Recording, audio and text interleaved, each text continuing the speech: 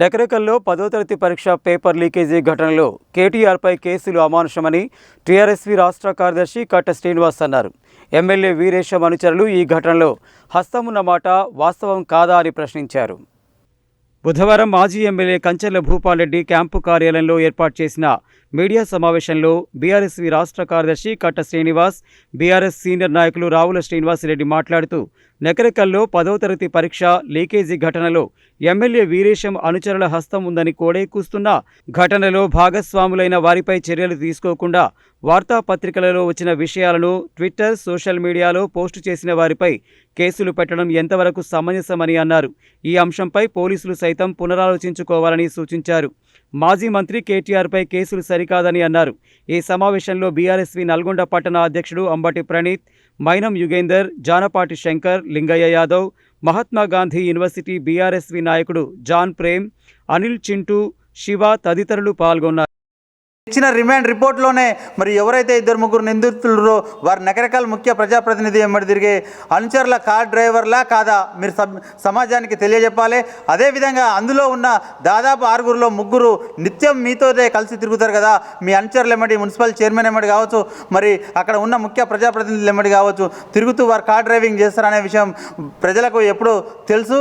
కానీ ఇంకా మీరు ఈ కేసుని కావాలని చెప్పేసి అసలు నిజాలు దాచి ఈ నిజాలను ప్రశ్నించిన వారిని కావాలని మరి కేటీఆర్ అంటే మీరు ఈరోజు భయపడుతూ మా ప్రభుత్వాన్ని ప్రశ్నిస్తూ ప్రజలలోకి ఇట్లా మరి చైతన్యవంతం చేస్తూ ఈరోజు మా ప్రభుత్వాన్ని కొరకరాని కొయ్యగా మారిండని ఒక దురుద్దేశంతో ఈరోజు మీరు కేటీఆర్ గారిపై మరి కుట్రపూరితంగా ఒక కేసు నమోదు చేసిరు. మరి కేసులకు భయపడేటోళ్ళు ఎవరు లేడికరా. మీరు ఒకటే గుర్తుంచుకోవాలి, బీఆర్ఎస్ సైనికులు అంటేనే మరి ఉద్యమంలో 14 సంవత్సరాలు కొట్లాడి మరి పోలీసు దెబ్బలకు కావచ్చు, మరి లాఠీ తూటాలకు కావచ్చు ఎదురుడి నిలబడ్డవారు బీఆర్ఎస్ సైనికులు.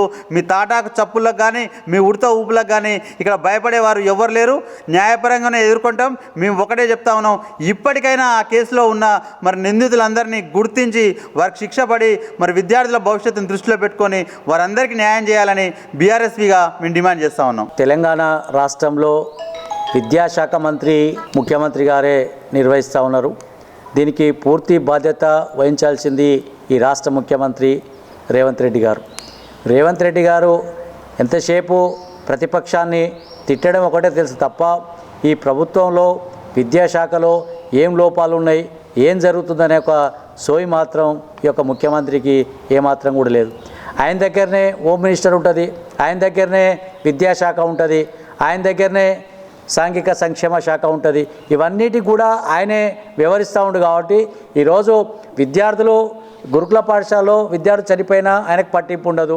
తర్వాత విద్యార్థులకు నాణ్యమైన విద్యను అందించకపోవడంలో కూడా ఆయన పాత్ర ఉండదు.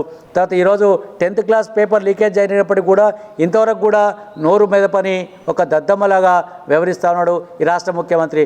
ఎక్కడనో ఒక సంఘటన జరిగితే మాత్రం అది అసెంబ్లీలో మాట్లాడతాడు, అల్లు అర్జున్ది అసెంబ్లీలో మాట్లాడతాడు. కానీ ఈరోజు 10th క్లాస్ పరీక్ష విద్యార్థులు లక్షలాది మంది తమ యొక్క భవిష్యత్తుని అంధకారంలో నెట్టేసి తర్వాత భవిష్యత్తుని నాశనం చేసి తర్వాత ఈరోజు పేపర్ లీకేజ్ అయితే మాత్రం అసెంబ్లీలో పెదవిప్పడు ఈ రాష్ట్ర ముఖ్యమంత్రి.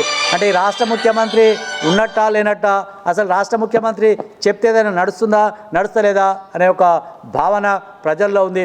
ఇప్పటికైనా